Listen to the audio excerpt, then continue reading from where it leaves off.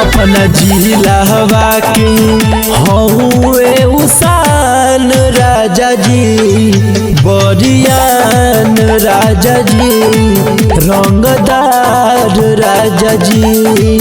अपना जिलावा के हौवे उसान राजा जी, बरियान राजा जी, रंगदार राजा जी।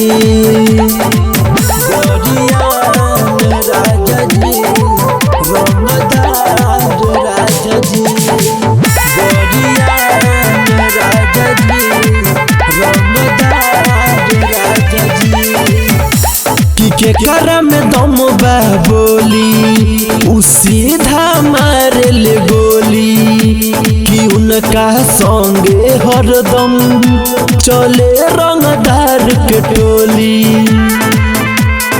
ए बाबू जिलावा के सब रंगदार उनके चेला, उहे तो करेले सब जगह खेला।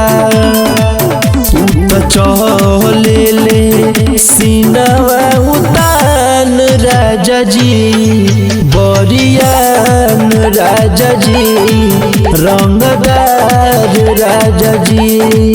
अपना जिलावा के हौवे उसान राजा जी, बरियान राजा जी, रंगदार राजा जी।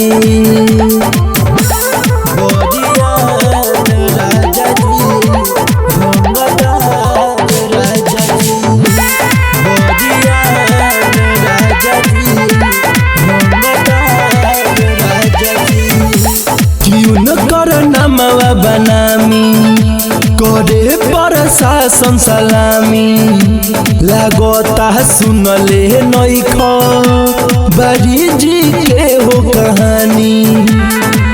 ए बाबू रितेश भारी से करिल प्यार, दिलवा के टुकड़ा हुए हमार। उनकर मोछिए पर रहेल शान राजा जी, बरियान राजा जी, रंगदार राजा जी। अपना जिलावा के हौवे उसान राजा जी, बरियान राजा जी, रंगदार राजा जी।